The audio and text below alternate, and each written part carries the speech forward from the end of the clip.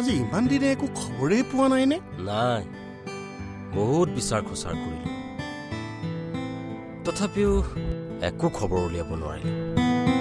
থানা আৰু ঘৰৰ বাট এটা কৰিলো, এতিয়া তাক সন্মুখত দেখিলে চাগে চিনিয়েই নাপাওঁ। সেইবোৰ চিন্তাই মানুহজনীক বেমাৰী কৰিলে। মাকজনীৰ মুখলৈ চালে বুকুখনে খুন্দা মাৰি ধৰে। সেইবোৰ পাহৰি থাকিবলৈকে মই নিচাত মুখ দিলো।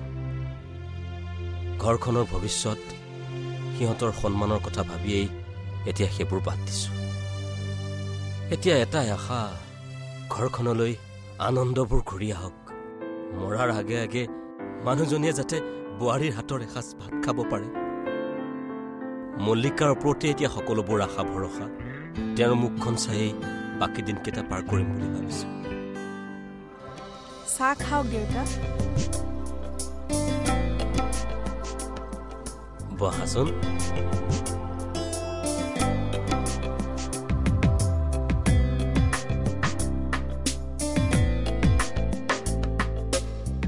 ধনৰ লগত কথা পাতি কেনেকুৱা পালা নাজানো, কিন্তু মই ডাঠি ক'ব পাৰো, সি তোমাক কেতিয়াও কষ্ট নিদিয়ে। ধনৰ মাকো বৰ মৰমীয়া, তোমাক নিজৰ ছোৱালীৰ দৰেই মৰম কৰিব। সেইখিনি বিশ্বাস আছে কাৰণে বিয়া হ'ম বুলি মই কথা দিছো। মাক মই সৰুতেই হেৰুৱালো।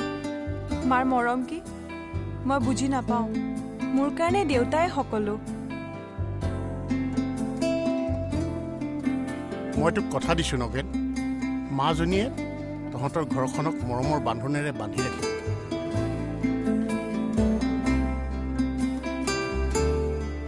মই জানো বিদ্যুৎ, আৰু সেইকাৰণেই তোৰ ছোৱালীক মোৰ বোৱাৰী কৰি নিয়াৰ কথা ভাবিলো।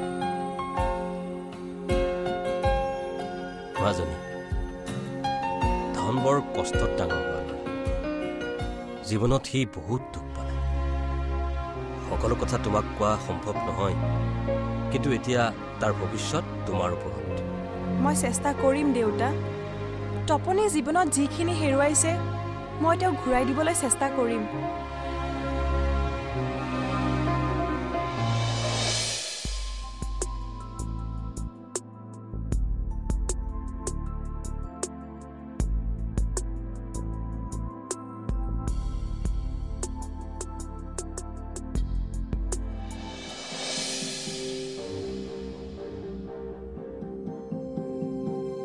কিমান আৰু কষ্ট দিম পূবালীক? প্ৰতিটো দিন তিল তিল কৰি যন্ত্ৰণা দি আছোঁ পূবালীক। মুক্তি দিব বিচাৰিছোঁ পূবালীক এই যন্ত্ৰণাবোৰ, কিন্তু পূবালী যে মানি ল'ব।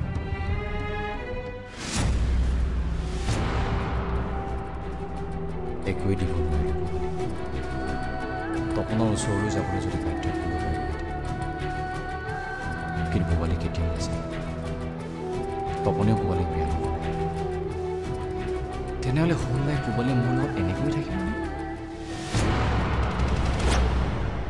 এতিয়া পূবালীৰ সুখৰ কাৰণে তুমি তাইক বিয়া পাতিব লাগে। অসম্ভৱ, সেইটো কেতিয়াও হ'ব নোৱাৰে। কি বুজাব লাগে? আমাৰ একমাত্ৰ ছোৱালীজনী হাজবেণ্ড থকাৰ পিছতে তাইক আন এজনলৈ বিয়া হ'বলৈ বুজাব লাগে? তাকো তপনৰ নিচিনা ল'ৰা এটা। তপন বেয়া ল'ৰা নহয়, তপনে পূবালীক বহুত সুখত ৰাখিব। মোৰ শিৰত তোমাৰ নামৰ সেন্দুৰ লৈছোঁ কবিৰ। সেই সেন্দুৰ মুচি দিবলৈ তুমি কেনেকৈ ক'ব পাৰিলা? নাই, সেইটো কেতিয়াও হ'ব নোৱাৰে। কিন্তু মই কি কৰিম? মোক এৰি পূবালী নাযায়। মই থাকিলেও তপনে পূবালীক বিয়া নকৰে।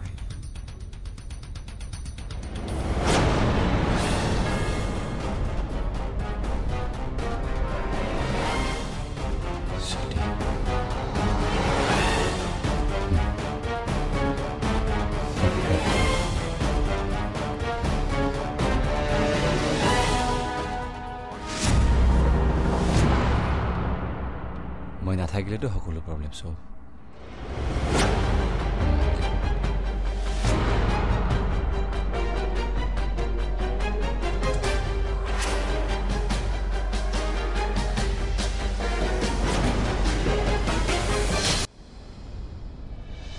ভাবিবলৈকে লাজ লাগিছে।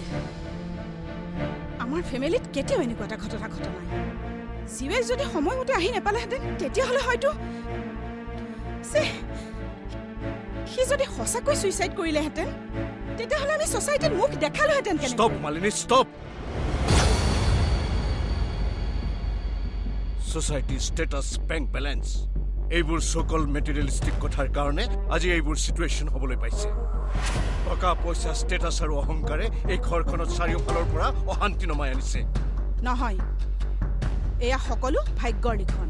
টকাৰ অহংকাৰেৰে ভাগ্যকো আমি নিজৰ ফালে ঘূৰাবলৈ চেষ্টা কৰিছিলো, আৰু এয়া তাৰেই পৰিণতি। টকা পইচা, প্ৰপাৰ্টি, ছ'চিয়েল ষ্টেটাছ এইবোৰ থকাটো জানো দুখ? দুখ নহয়, কিন্তু সেইবোৰৰ নিচাত অন্ধ হৈ যোৱাটো, সেইবোৰৰ নিচাত মাতাল হৈ যোৱাটো দুখ, পাপ, মহাপাপ। এতিয়া এইবোৰ ডিছকাছ কৰি থাকি একো লাভ নাই। সোনকালে কিবা এটা ব্যৱস্থা কৰ যাতে জীউৰ ভৱিষ্যতটো চিকিউৰ হয়। জীউৰ ভৱিষ্যতক আমি নিজেই কবৰ দিছো। কবিৰেতো কৈছে জীউ তাৰ জীৱনৰ পৰা আঁতৰি যোৱাটো বিচাৰিছে, ইয়াত তাৰ কোনো আপত্তি নাই। কবিৰে বিচাৰিছে জীউ তপনৰ লগত বিয়া হওক। মান্তি হ'ব মান্তি। জীউৰ কথা মতে আমি যদি তাইক তপনলৈ বিয়া দিলোহেঁতেন, অন্তত আজি এই দিন নেদেখিলোহেঁতেন। অসম্ভৱ। তপনৰ নিচিনা এটা দৰিদ্ৰ ল'ৰালৈ মই কেতিয়াও জীউক বিয়া দিয়াৰ কথা ভাবিব পৰা নাছিলো, আৰু এতিয়াও নোৱাৰো, আৰু ভৱিষ্যতেও নোৱাৰা। কাৰণ চৌকল ষ্টেটাছৰ অহংকাৰত তুমি ইমানেই ডুব গৈ আছা, তাৰ পৰা ওলাই অহাটো তোমাৰ বাবে অসম্ভৱ, কোৱাইট ইম্পচিবল।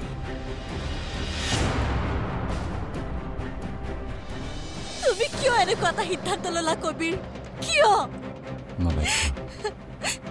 এবাৰো মোৰ কথা নাভাবিলা? তোমাৰ কথা ভাবি তোমাৰ অবিহনে মই জীয়াই থাকিব নোৱাৰো। তুমি কিয় বুজি নোপোৱা? তুমি মৰি মৰিও জানো জীয়াই থাকি লাভ আছে? কোনে কৈছে মই মৰি মৰি জীয়াই আছো বুলি? তুমি মোৰ কাষত আছা, তাতকৈ আৰু মোক কি লাগে কোৱা? প্লিজ কবিৰ, কেতিয়া মোৰ কাষৰ পৰা আঁতৰি নাযাবা প্লিজ। মই জানো মোৰ কবিৰ মেণ্টেলি বহুত ষ্ট্ৰং, সকলো চেলেঞ্জ ফেচ কৰিব পৰা ক্ষমতা মোৰ কবিৰৰ আছে। মোৰ এই ধাৰণা সলনি হৈ যাবলৈ নিদিবা কবিৰ।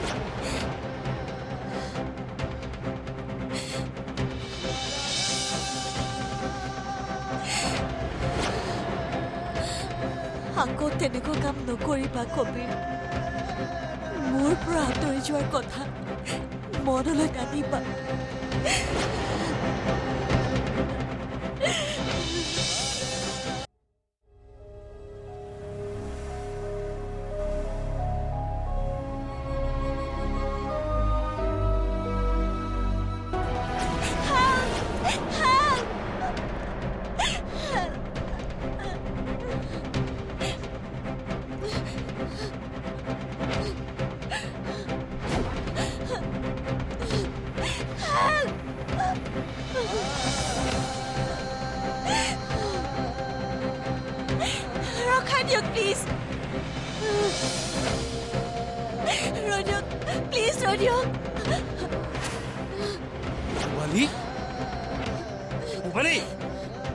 কি হৈছে? একো হোৱা নাই। একো যদি হোৱা নাই তুমি এনেকে ৰাতিখন? কবিৰৰ এক্সিডেণ্ট হৈছে। অফিচলৈ নোযোৱা? নাযাওঁ। কবিৰে যে এনেকুৱা এটা ডিচিশ্যন লৈ পেলাব মই ভাবিবই পৰা নাছিলো। ময়ো ভাবিব পৰা নাছিলো তুমিও যে হঠাতে এনেকুৱা এটা ডিচিশ্যন লোৱা বুলি। মোক পৰিস্থিতিয়ে বাধ্য কৰাইছিল। কবিৰকো পৰিস্থিতিয়ে বাধ্য কৰাইছে।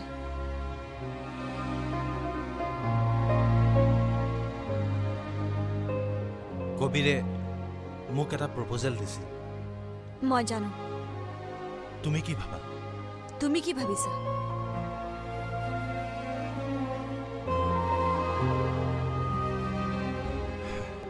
কবিৰ মানসিকভাৱে ভাগি পৰিছে পুবালী। এই সময়ত কবিৰৰ কাষত তুমি থকাটো খুবেই দৰকাৰ।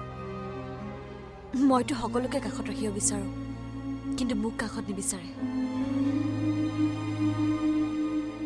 তথাপিও মই থাকিম, কবিৰৰ কাষতেই থাকিম। ছুইচাইড টেণ্ডেঞ্চিটো এটা মেণ্টেল ডিজিজ। ই মনলৈ আহিলে আকৌ একেটাই নহয়। কবিৰে আৰু তেনেকুৱা নকৰে। তাৰ কাৰণে তুমি সকলো সময়তে কবিৰৰ কাষত থাকিব লাগিব, কোম্পানী দিব লাগিব। মই জানো মই কি কৰিব লাগে।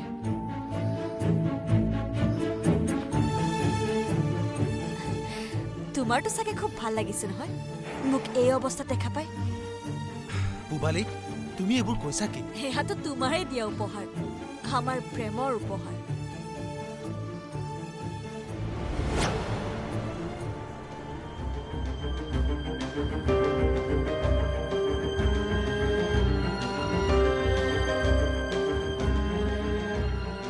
ইমানবোৰ অপবাদৰ বুজালৈ মই কেনেকে জীয়াই থাকিম পূবালী জীয়াইতো থাকিবই লাগিব যেনেকৈ মই জীয়াই আছো কবিৰো জীয়াই থাকিব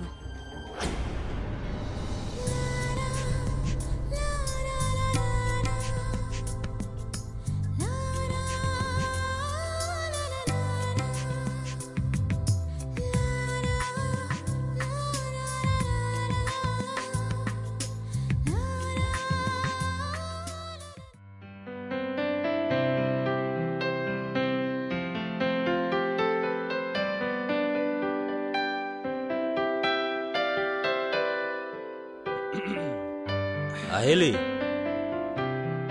মোটামুটি এটা হিচাপ কৰি চাইছো বুজিছো কিহৰ হিচাপ কিহৰ হিচাপ আকৌ বিয়াৰ এতিয়া এইবিলাক হিচাপ কৰিবলৈ হোৱা নাই কি কৈছ হিচাপ কৰিবলৈ হোৱা নাই মানে চাই থাকিবিচোন চাওঁতে চাওঁতে পটকে কেনেকে সময়বোৰ পাৰ হৈ যায় ল তই চাই থবি মই অকণ ওলাই যাওঁ বেছি পলম নহয় খুব বেছি আধা ঘণ্টামান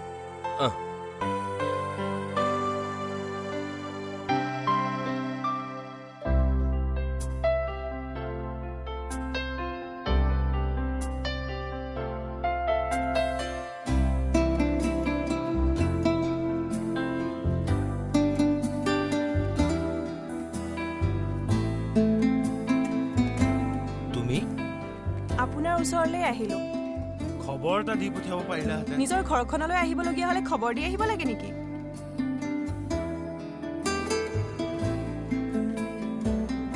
পূবালীক আপুনি কিমান ভাল পাইছিল মই নাজানো কিন্তু লাহে লাহে মই আপোনাক কিন্তু মইতো তোমাক কৈছোৱেই যে মই পূবালীক কেতিয়াও পাহৰিব নোৱাৰো নালাগে পাহৰিব পূবালীৰ প্ৰতি আপোনাৰ ভালপোৱা সঁচা আছিল আৰু সঁচা ভালপোৱা ইমান সহজে পাহৰিব নোৱাৰি এইবোৰ জানি শুনিও তুমি মোৰ লগত বিয়া হ'বলৈ ওলাইছো পূবালীক হেৰুৱাই আপুনি যিখিনি অভাৱ অনুভৱ কৰিছে সেইখিনি অভাৱ পূৰণ কৰিব খুজিছো কিন্তু কোনোদিনে মই কেতিয়াও জোৰ নকৰো মোৰ ভালপোৱা যদি সঁচা হয় এদিন আপুনি আপোনাৰ হৃদয়ত মোক নিজে স্থান দিব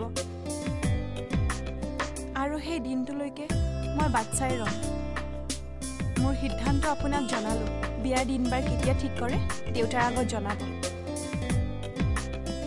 মই আহো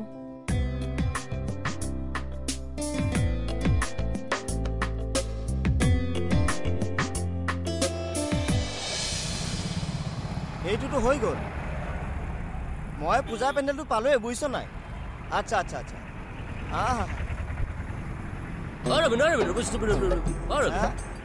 কি হ'ল তোৰ সঠিক কথা এটা আছিল পইচা পাতি কিন্তু নালাগে পইচা হেৰি নহয় তই পেণ্ডেল ভৰা নিদিয় জানো আমাৰ চোতালত পেণ্ডেল এটা দিলে কিমান মান পৰিব পেণ্ডেল মানে কাৰ বিয়া পাতিছেনো আমাৰ ধনৰ আকৌ কাৰ লগত তপনৰ আগৰ ভাল পোৱাজনী চোন গুচি গ'ল এতিয়া আকৌ কাৰ লগত বিয়া পাতে খুৰা এই পূবালী নেকি সেইজনী বিয়া হোৱাজনক তালাক দিলে নেকি খুৰা ছেকেণ্ড হেণ্ড বস্তু কিনা দেখিছো কিন্তু ছেকেণ্ড হেণ্ড মুখ সম্ভালি কথা কবি চিনি পোৱা নাই মোক সঁচা কথা ক'লে খং উঠিলে নহ'ব নহয় কি সঁচা কথা কৈছ কি সঁচা কথা কৈছ চালা মজাহি তই মোৰ গাত হাত দিছ আজি ৰহ